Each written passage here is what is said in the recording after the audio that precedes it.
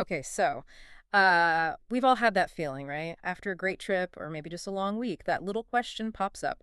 Where to next? Yeah, that spark of wanderlust. It's universal. Totally.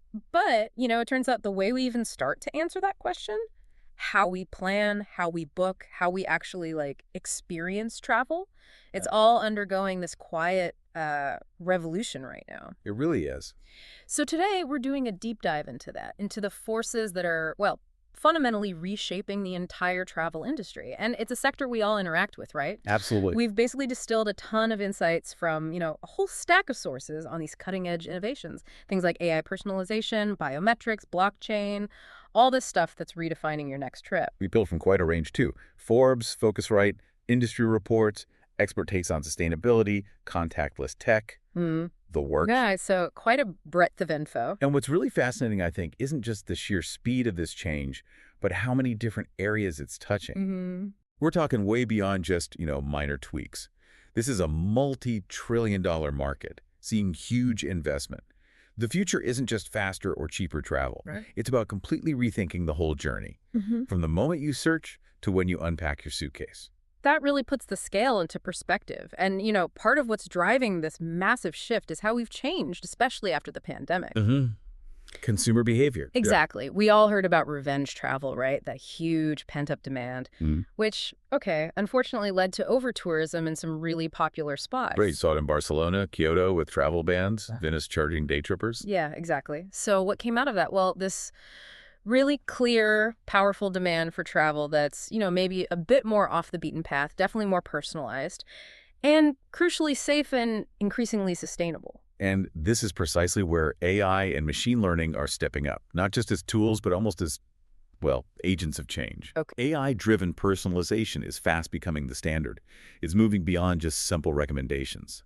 The real power here is AI predicting what you might want, maybe even before you know you want it. Huh. Turning planning from a chore into something seamless. Exactly. Major players like Expedia, TripAdvisor, they're already using generative AI, tools like ChatGPT, for this kind of tailored experience. People are actually using it then. Oh yeah, Focusrite research shows it's taking off fast. In 2023, about 22% of U.S. travelers used GenAI for any topic. Jump to 2024, that's 39%. Wow, that's a big leap in a year. It is. And specifically for travel. Well, 46% of those GenAI users used it for planning leisure trips. right. It's becoming a top use case. Okay, so it's not just hype. Not at all. Yeah. And it's getting more sophisticated. We're seeing the start of what they call autonomous agents. Autonomous agents, meaning, Basically bots that don't just plan your trip, they can actually do things for you. They connect to booking systems, handle reservations, manage changes. so actually booking the flight or hotel. Potentially, yes. Based on your data, your preferences, Google's shown flight search integrated into its Gemini AI. OpenAI has this thing called operator finding and booking tours. It's Yep. like having a super smart digital travel agent. Okay, that's where it starts getting really interesting. Moving from planning to the actual physical experience, especially in hotels. Right, the IoT-enabled hotel. Exactly. Picture walking into your room and it's perfect. Temperature's right, maybe your favorite playlist is on low, the lighting's just how you like it. And this isn't science fiction anymore.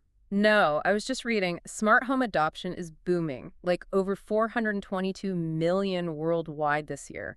5 years ago it was under 200 million. Hotels are definitely tapping into that. Makes sense. Marriott and Hilton let you customize your room with their apps or even voice commands. Wynn Las Vegas put Amazon Echo speakers right in the rooms. Right, with Alexa. And citizenM uses custom apps or these mood pad panels for adjusting everything. And it's not just comfort, right? I saw some hotels, like UTel, are using robot assistants. Yeah, for smaller tasks usually. Yeah. Delivering a newspaper, extra towels, maybe even luggage. It frees up the human staff for more complex interactions. Interesting. And that physical personalization goes further. Think virtual reality, VR, the whole try before you fly concept. Right. Explore the hotel or destination from home. Exactly. Get a real feel for it.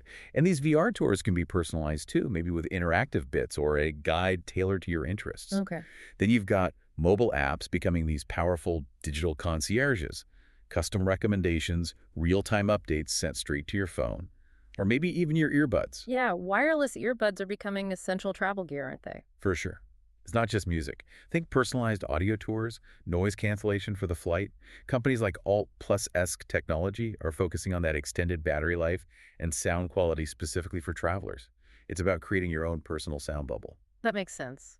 And speaking of seamlessness, the pandemic really pushed contactless tech forward, didn't it? Absolutely accelerated it. Mobile check-in, digital boarding passes. It started for safety, but brands quickly saw it as a way to connect digitally with travelers. And people value it. Seems so.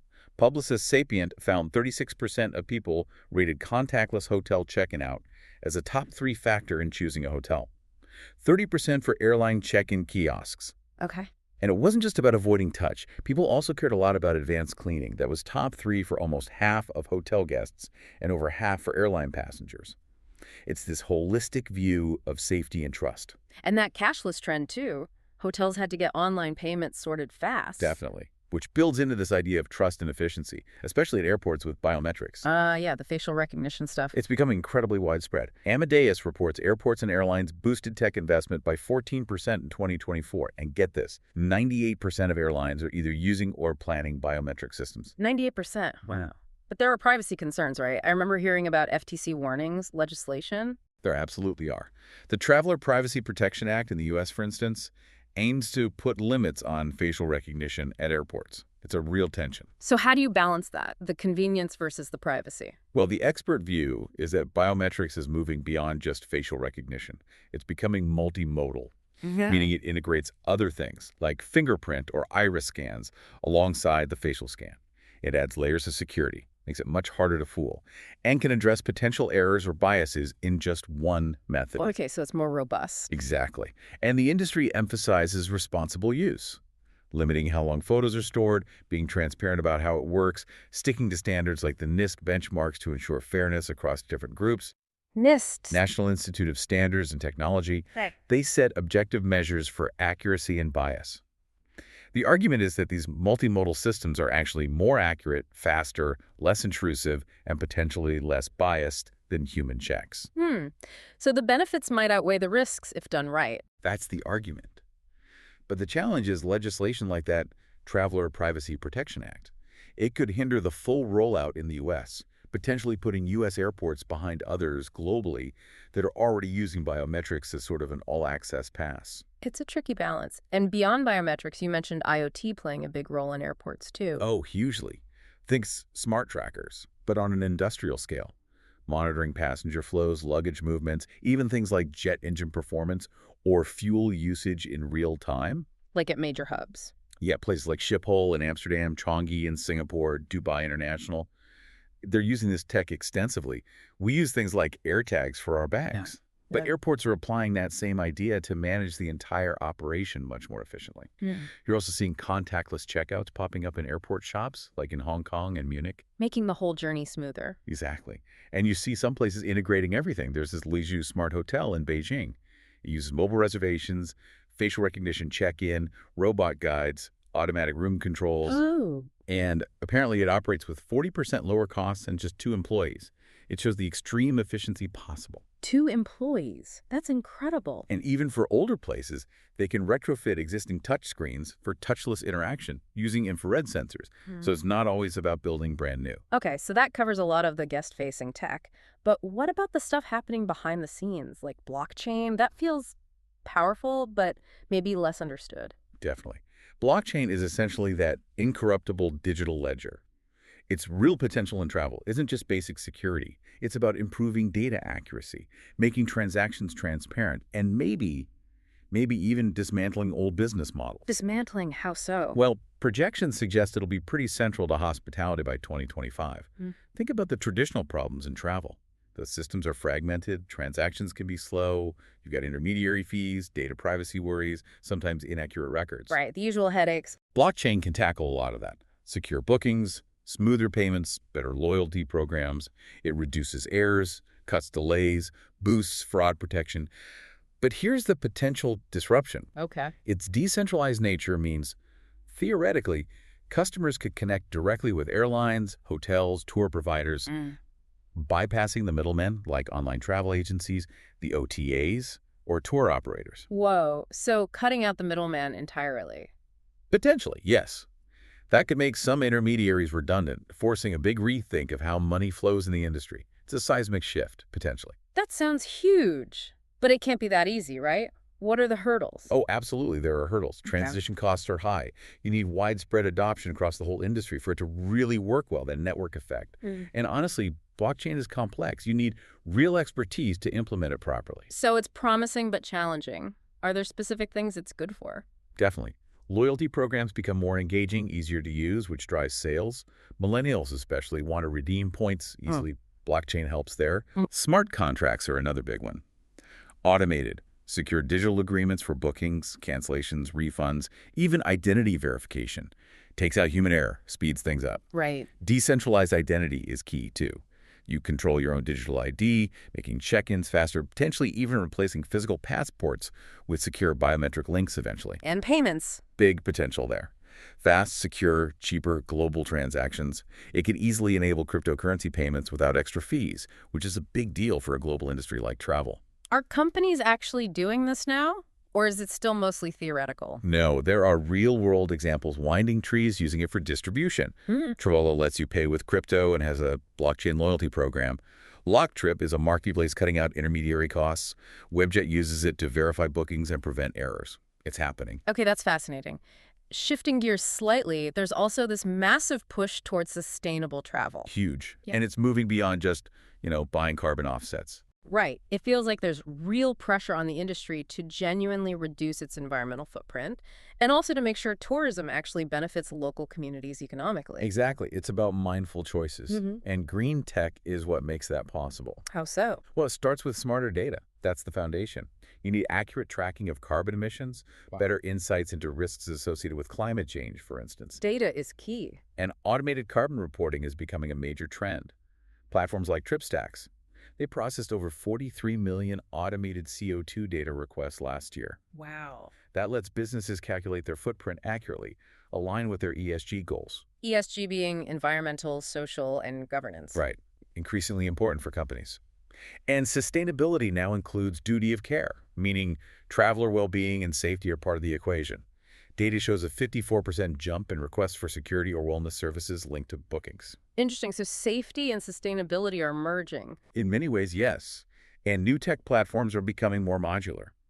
Businesses can add features like, say, a directory of sustainable hotels or recommendations for public transport without a massive upfront cost. Makes it more accessible. It does. Yeah. And frankly, there's a commercial incentive too. Promoting sustainable practices boosts a company's green image and attracts clients who care about those values. Okay, this paints an amazing picture of the future of travel. But let's be real, getting there isn't easy. What are the big roadblocks? You're right, it's not simple. Integrating new tech with old, often clunky legacy systems is a massive challenge. Yeah, I bet. Then there's just user resistance. Yeah. People get used to doing things a certain way. And the cost, of course. Both the initial investment and the ongoing maintenance are substantial. And you mentioned data earlier. Critically important. AI, all these advanced systems, they need clean, organized data to work properly. And travel data is notoriously messy. Lots of different sources, formats. Cleaning that up is a huge task in itself. So, significant hurdles. But looking past them, what's the ultimate vision? Where is this all heading? Well, despite the challenges, the vision is pretty compelling. AI will keep improving services, making things more efficient. That could actually free up more time for people to travel and make the experience itself more accessible, more enriching. Those AI assistants we talked about, they'll get way better at handling bookings, complex schedules, learning your real preferences, taking the friction out of planning. Less time planning, more time experience. Potentially. And think about the convergence of AI and digital identity. Imagine having your passport info, payment details, loyalty cards, travel preferences, all stored securely in one digital wallet on your phone. One click, everything. Pretty much. One-click shopping, check-in, Yeah. the works. And this is vital for those autonomous agents, too. They need a secure way to verify who you are and what they're allowed to do for you, preventing fraud. Makes sense. Is that digital wallet idea actually happening? It looks like it. The European Union has mandated digital identity wallets for all citizens by 2026. That's a pretty strong signal of where things are heading globally. Okay. So, for anyone listening who's maybe an entrepreneur thinking about jumping into this space, any advice? We gathered some good insights. Yeah, Jennifer Lowe from Travaris had a great point. Hmm. If you're an aspiring entrepreneur, I highly recommend working in travel first. Learn the ins and outs. You need that foundational knowledge. Right. Understand the industry you're trying to change. And Vanessa Carroll from Greether said something interesting too. What was that? She said, be obsessed with the problem you want to solve, but stay open to how you'll solve it. Flexibility is key.